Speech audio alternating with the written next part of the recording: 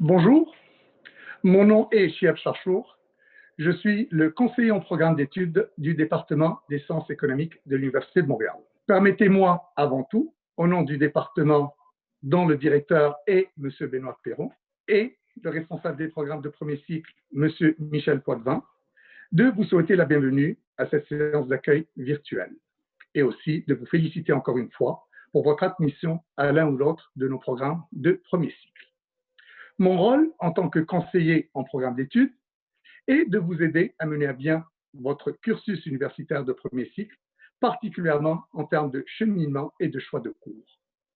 D'étudier vos différentes demandes, que ce soit des demandes d'équivalence, des demandes de reprise de cours réussies, des demandes de changement de programme ou autres demandes, de superviser également votre processus d'inscription et de répondre à vos questions aux besoins avec l'assistance de 2 TG2 qui travaillent au département, à savoir Madame Véronique Lebuy, qui s'occupe des admis et des admises à la mineure, à la majeure et au baccalauréat spécialisé en économie, et Madame Annie Demers, technicienne en gestion des dossiers étudiants.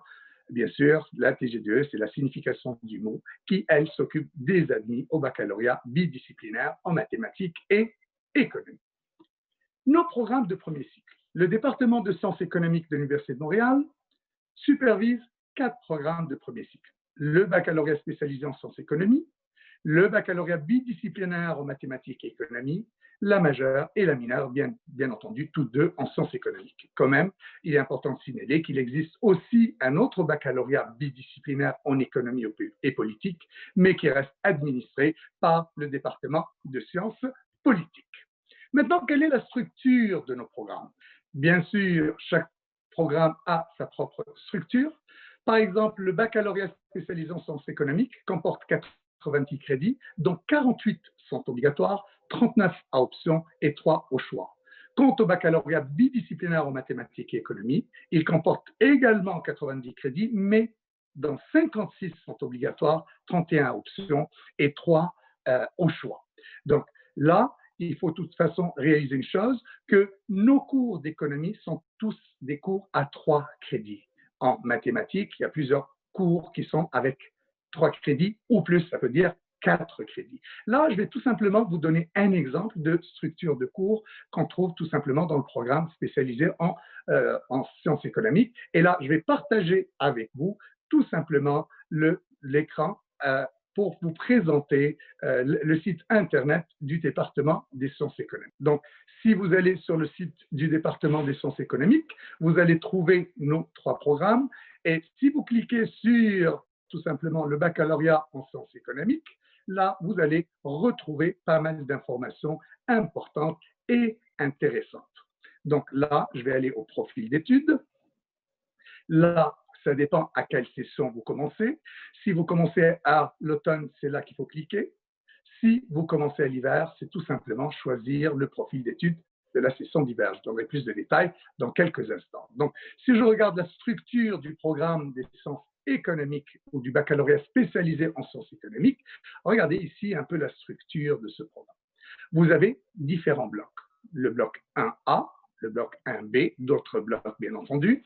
Et là, il y a des cours qui sont obligatoires, comme j'expliquais il y a quelques instants, où on n'a pas le choix. Il faut tous les suivre, ce qui est le cas de tous les cours qui sont répertoriés au bloc 1A et qui représentent 24 crédits au total, c'est-à-dire il y a 8 cours. Donc, ces cours sont répertoriés là, et pour certains des cours qu'on ne peut pas prendre dès la première session. Pourquoi? Parce qu'ils nécessitent des préalables et des prérequis. Et vous avez un petit plus pour vous dire attention, ce cours, je ne peux pas le suivre, par exemple le 10-40, sauf si j'ai réussi ou j'ai satisfait les exigences du cours ECN 1000. Donc, vous avez les 2 premiers blocs qui sont tous des blocs à cours obligatoires. Par contre, vous arrivez au bloc 1C où vous avez des cours qu'on appelle à option ou optionnels. Et là, vous avez un maximum de 6 crédits à prendre, c'est-à-dire 2 cours. Vous choisissez 2 parmi ceux qui sont présentés. Et c'est la même logique pour les autres blocs. Cette même logique aussi est valable pour les autres programmes de premier cycle qui sont supervisés par le département. Je vais revenir un peu maintenant à la présentation en PowerPoint pour vous donner plus de détails à ce niveau. Donc, dans chaque programme, qu'il soit le baccalauréat spécialisé, le baccalauréat bidisciplinaire, la majeure ou la mineure, les cours et leurs crédits respectifs sont ventilés par bloc. C'est ce que je viens de vous démontrer il y a quelques instants. Il est important de respecter le nombre minimum et le nombre maximum de crédits qu'il faut acquérir par bloc. Par exemple, le bloc 1D du programme du baccalauréat en sciences économiques ne contient que des cours à option, où le nombre de crédits minimal est 6, alors que le nombre maximal est 10. Autrement dit, pour ces cours qui sont à 3 crédits chaque, le nombre minimal de cours à suivre dans ce bloc est de 2, alors que le nombre maximal est 3. Donc, ceci dit, si maintenant je regarde de plus près le bloc 1B du même programme baccalauréat en sciences économiques, il ne contient que des cours obligatoires. Ça veut dire qu'il faut les suivre dans leur totalité, et c'est ce que j'expliquais il y a quelques instants. Mais attention, les préalables, il faut faire très attention à ce niveau-là, et là où je vous donne plus de détails. Par exemple, si je prends le cours ECN 2040, c'est un cours de microéconomie de niveau 2, c'est-à-dire plus poussé, et il a des prérequis. Il a ces deux prérequis qui sont le ECN 1075 et 1040. Ça veut dire que pour suivre le 2040, il faut avoir satisfait les exigences de deux cours qui sont le 1075 et le 1040 avec le sigle ECN. Mais attention, le 1040, par exemple, lui-même a un prérequis, qui est le ECN 1000. C'est la même chose pour le 1075. Ce qui veut dire qu'avant d'arriver à s'inscrire au cours 2040, il aurait fallu réussir ou satisfaire les exigences de tous ceux, les cours dont je viens tout simplement, auxquels je viens de faire allusion. Vous pouvez donc, en un mot, vous inscrire au cours 2040 que lorsque vous aurez suivi, et ça sur deux sessions différentes, les cours ECN 1000, 1070, 1075 et 1040. Pour faire une histoire courte, ou vous expliquer les choses de façon plus sommaire, il faut faire attention au moment où on démarre son programme pour ne pas être bloqué un peu plus loin. Donc, la contrainte des préalables fait de sorte que vous devez faire dès votre admission un choix de cours qui vous permettrait de mener à bien votre cheminement afin de compléter votre programme dans les délais prescrits. Il peut arriver des fois, quand on ne suit pas le bon cheminement, au lieu de finir un baccalauréat en 3 ans, on se retrouve avec une session supplémentaire, voire dans certains cas, 2 sessions supplémentaires, et donc il faut faire attention. Pour ça, il faut tout simplement parler au TGDE, contacter les TGDE. Je vais vous donner la façon la plus optimale pour entrer en contact avec elles ou me contacter moi-même, vu que je suis le conseiller en programme d'études des programmes de premier cycle du département. Si vous avez été admis, par exemple, au programme de baccalauréat en sciences économiques à l'automne, ce qui est le cas pour ceux qui vont être admis durant les jours qui suivent, il vous est recommandé de commencer votre cursus comme suit: le 1000, le 1070, 1260, 1800, et soit avoir tout simplement un cours optionnel. Et ce n'est pas la même logique pour ceux et celles qui vont être admis à une session d'hiver. Si vous êtes admis à une session d'hiver, il vous est plutôt recommandé de prendre toujours le ECN 1000, ça on n'a pas le choix, mais cette fois-ci de prendre le 1050, toujours le 1070, le 1260, mais le ECN 1800. Si on ne suit pas ce cheminement, on sera bloqué tout simplement un peu plus loin dans le programme. Pourquoi? Parce qu'il y a certains cours qui ne se donnent pas à toutes les sessions. Il y a certains cours qui se donnent qu'à une session d'automne et d'autres qui ne se donnent que durant les sessions d'hiver. Donc, le choix est très, très important. Pour avoir une idée plus éclairée sur les cours et le cheminement type de chaque programme, là, vous avez 2 adresses que vous pouvez aller télécharger ou voir de plus près un peu l'information qui est contenue là-dedans. Donc là, je me suis permis de présenter le programme de baccalauréat en sciences économiques et bien entendu de programme bidisciplinaire en maths et éco. Un autre élément à retenir est que le cours au choix ne doit pas être de sigle ECN. Et ça, c'est important parce que plusieurs étudiants et étudiantes, là, ils pensent être diplômés, ils sont contents, mais ils trouvent que leur cours au choix est un sigle ECN. Et là, ça pose un problème. Donc, le cours au choix ne doit pas être un cours d'économie. Il doit être pris dans une autre discipline de votre choix. Donc là, il faut faire attention pour ne pas être bloqué et finir aussi dans les délais prescrits. Donc ça, c'est important. Par contre, si vous êtes dans un programme d'économie politique, le bidisciplinaire, ou dans un programme économie mathématique, votre cours au choix ne doit pas être un cours d'économie et non pas un cours de maths non plus. Donc par conséquent, là, il faut faire attention quand on est dans un bidisciplinaire. On passe maintenant à la rubrique règlement pédagogique. Donc, l'annulation ou l'abandon d'un cours est possible, mais selon un calendrier préétabli. Les dates limites sont publiées sur le calendrier des études de la Faculté des Arts et Sciences. Donc, s'il vous plaît, prenez acte de ces publications-là pour ne pas être mal pris. Une demande de révision de notes est toujours possible, mais selon une procédure spécifique que la TGDE de votre programme peut vous soumettre en cas de besoin. Donc, vous entrez en contact avec elle, vous demandez un formulaire à remplir et elle vous aidera à ce niveau-là. Et bien sûr, il y a des délais aussi et des dates limites à ce niveau. Toute absence maintenant à l'examen doit être motivée par écrit auprès de la TGDE de votre programme et seul un motif imprévu et hors de votre contrôle peut être accepté. Par exemple, quelqu'un qui se présente en disant « Ah, je dois partir parce que j'ai acheté un billet d'avion qui m'a coûté moins cher à telle date et je veux reprendre l'examen différé », là, ce n'est pas un motif acceptable. Donc, s'il vous plaît, un motif doit être accepté. Et d'ailleurs, vos plans de cours, tous les plans de cours dans nos programmes de premier cycle, vous avez une rubrique qui vous donne un peu la démarche à suivre pour justifier une absence. Pour plus d'informations, vous pouvez toujours aussi contacter votre TGDE ou me contacter personnellement et ça me fera plaisir de vous orienter et de vous répondre. Donc, ça, c'est des règlements très importants et auxquels il faut faire attention, bien sûr, que quand on fait une demande d'absence ou quand on s'absente à un examen. Néanmoins, j'aimerais bien aussi attirer votre attention sur un point, que quand on veut présenter un justificatif médical, il faut que ce justificatif inscrit clairement le fait que, par le médecin bien sûr, que vous n'étiez pas capable de vous présenter à l'université tel jour à telle date. Vous voyez? Donc, parce que dire que j'étais dans une urgence pendant une demi-heure, ou 1 heure, ou 2 heures, ou 3 heures de temps n'est pas un justificatif acceptable. Encore une fois, pour plus de détails, vous pouvez contacter votre TGDE ou la TGDE de votre programme. Maintenant, un point important sur lequel j'aimerais bien me retarder un peu, c'est le plagiat. Or, qu'il soit pratiqué intentionnellement, par insouciance ou par négligence, il est lourdement pénalisé. Il peut même entraîner un échec au cours, l'exclusion du programme, voire même un renvoi de l'université. Donc, à ce niveau-là, il faut faire attention. D'ailleurs, dans les plans de cours, vous avez aussi une rubrique qui parle un peu de ce problème-ci. Pour être maintenu maintenant dans son programme de premier cycle, vous devez avoir une moyenne cumulative minimale de 1,950 et une moyenne cumulative inférieure à 1,650 entraîne une exclusion du programme.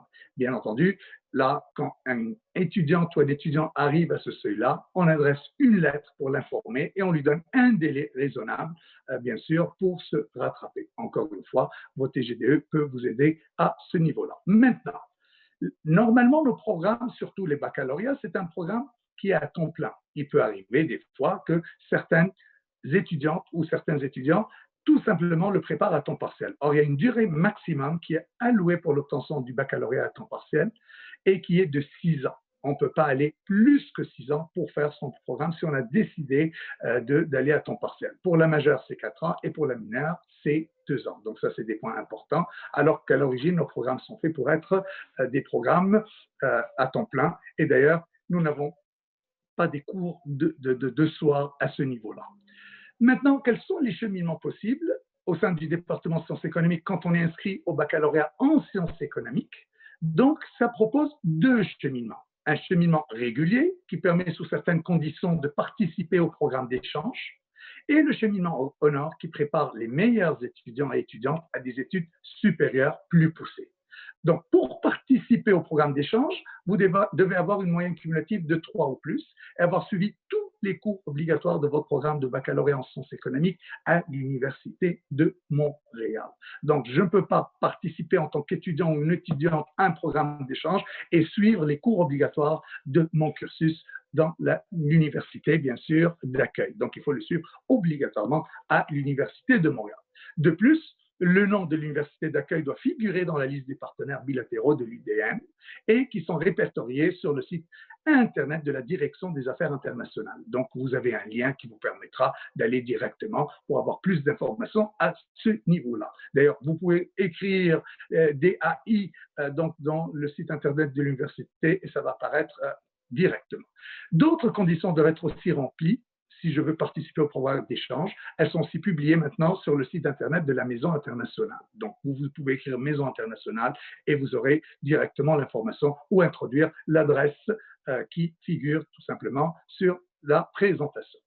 Maintenant, pour être invité à intégrer le cheminement Honor, et j'ai bien dit être invité.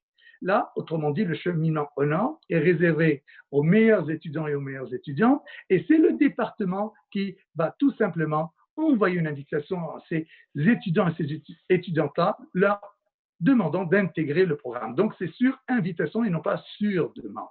Vous devez, si on va vous inviter, donc vous devez maintenir le long de votre cursus universitaire une moyenne cumulative minimale de 3,3 sur 4,3 bien sûr, et une moyenne de 3 ou plus pour l'ensemble des 6 cours obligatoires de la deuxième année, qui sont le 20-40, le 20-45, le 20-50, le 20-55, le 21-60 et le 22-60. Or, ces cours, qu'est-ce qu'ils reflètent? Des cours de microéconomie, il y en a 2, des cours de macroéconomie, il y en a 2, et des cours d'économétrie, il y en a 2. Donc, les 2 premiers, le 20-40 et le 20-45, ce sont des cours de microéconomie avancée, bien sûr.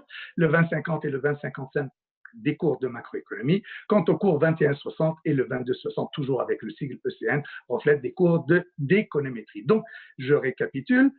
Si quelqu'un se voit tout simplement, reçoit une invitation, c'est qu'il a 2 paliers de moyenne, une moyenne de 3 ou plus pour ces 6 cours obligatoires de deuxième niveau, et une moyenne générale qui incorpore tous les autres cours suivis durant les 2 premières années de 3,3 au plus, bien entendu.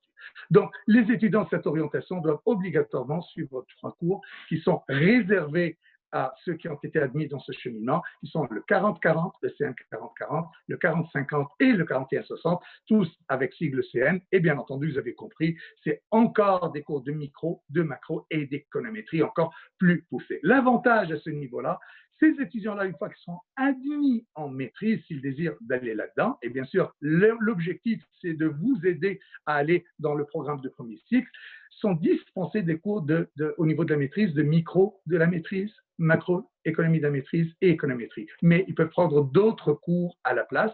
Donc, ces cours, tout simplement, remplaceront les cours de maîtrise. Donc, d'où l'intérêt de ce cheminement pour les meilleurs dossiers que nous avons au sein du département de ceux et celles qui sont inscrites au programme de baccalauréat. Maintenant, la gestion des études.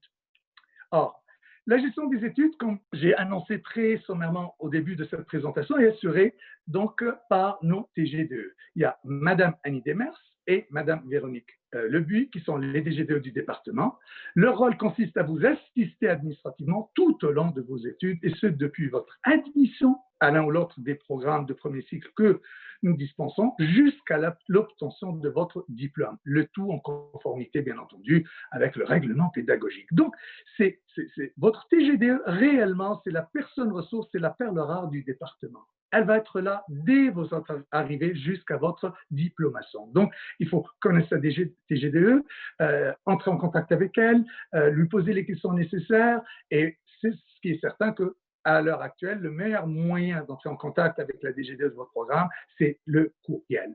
Donc, et d'ailleurs, si vous allez sur le site du département des sciences économiques, vous avez trouvé leur nom, prénom, vous allez trouver leur numéro de téléphone, ainsi que le courriel. Mais je préfère vous donner le courriel parce que vous pouvez toujours demander avec le courriel d'une façon très, très, très précise les choses que vous voulez connaître.